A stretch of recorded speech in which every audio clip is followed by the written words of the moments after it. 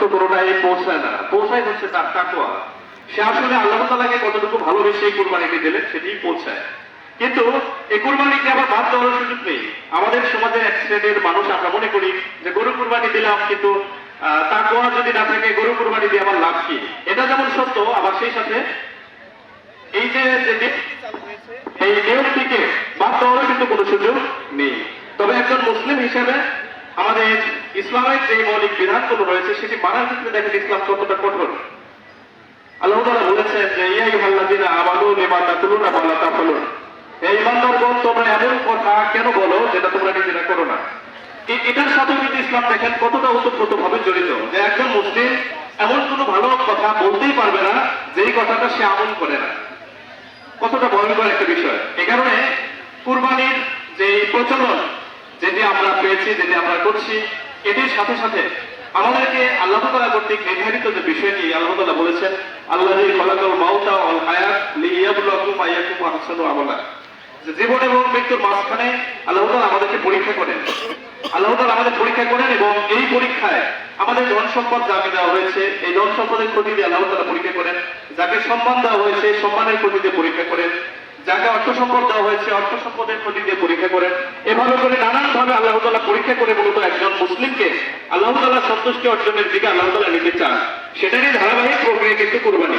হযরত ইব্রাহিম আলাইহিস সালাম অনেক কুরবানি দিলেন আল্লাহর কাছে, শেষ পর্যন্ত আল্লাহ তাআলা মনে করলেন যে তার সবচেয়ে প্রিয় অনেক বৃদ্ধ বয়সে হযরত ইসমাঈল আলাইহিস সালাম হয়েছিলেন।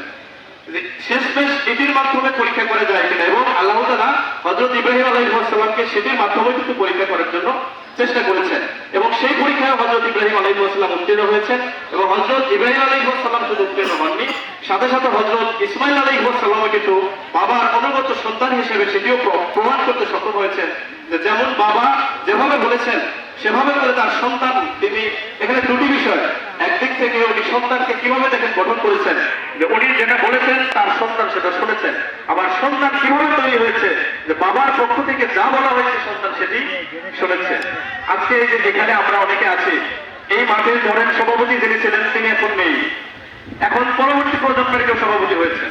আবার এখানে কোষাধ্যক্ষ বা যিনি টাকা রাখেন, টাকার হিসাব রাখেন, তিনি কিন্তু নেই, তার সন্তান এখন সেই জায়গায় এসেছে। এই যে এটা কিন্তু একটা বংশ পরম্পরায় একটা ঐতিহাসিক ভাবে বিষয়টি বোঝানোর জন্য আল্লাহ তাআলা কিন্তু করেছেন, যে একদিক থেকে বাবাকে পরীক্ষা করেছেন, আবার অন্যদিক থেকে সন্তানকে পরীক্ষা করেছেন। এভাবে করে যুগের পর যুগ, বছরের পর বছর এই ধারাবাহিকতা অব্যাহত থাকবে। হযরত আবু হুরায়রা রাদিয়াল্লাহু তাআলা বলছেন যে আবু হুরায়রা রাদিয়াল্লাহু তাআলা যে ইউবাসুন নাফালা নিয়াতিহিম, ছোট্ট একটা হাদিস বুখারী এবং মুসলিম দুটিতে এসেছে। আমরা যেটা জানি যে বুখারী এবং মুসলিমের যে হাদিসটি আসে এটা হচ্ছে সবচেয়ে বেশি মজবুত এবং বেশি দৃঢ় যে সনদ, সেটাকে আমরা বলি মুত্তাফাকুন আলাইহি। বুখারী এবং মুসলিমে যে হাদিসটি এসেছে যে ইউবাসুন নাস আলা নিয়াতিহিম, প্রত্যেকটা মানুষকে তার নিয়তের উপর উঠানো হবে।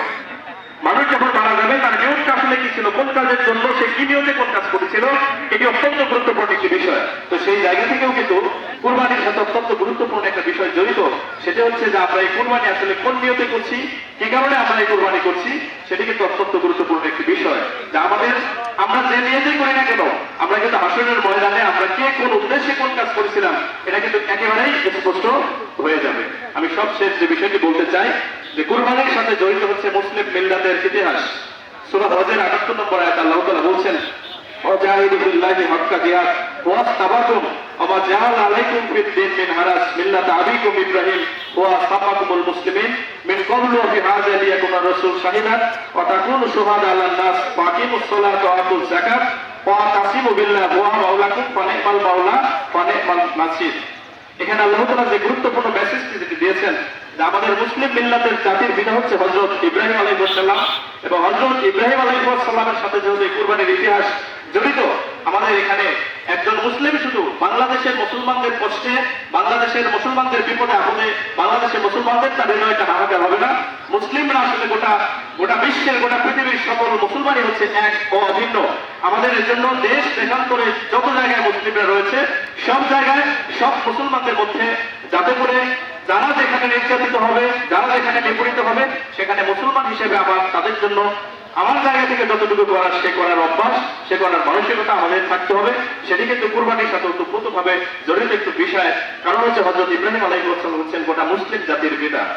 আমি সবাইকে অনুরোধ করবো, আসুন আমরা ইসলামের যে অন্তর্নিহিত সৌন্দর্য রয়েছে এটির চর্চা নিজের মধ্যে, সমাজের মধ্যে, রাষ্ট্রের মধ্যে, বহির্বিশ্বে আমরা যতদিন পর্যন্ত যখন আমরা এই চর্চাটি আমরা বৃদ্ধি করতে পারবো তখন ইসলামের এই সৌন্দর্য সব জায়গায় ফুটে উঠবে।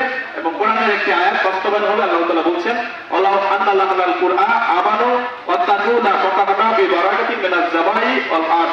জনপদের অধিবাসীরা যদি ঈমান এবং তাকওয়ার মধ্যে গুণান্বিত হয়ে যায় তাহলে আসমান এবং জমিনের মাঝখানে ফাঁকা জায়গা আল্লাহ বরকত দিয়ে পরিপূর্ণ করে দেবেন। সুবহানাল্লাহ।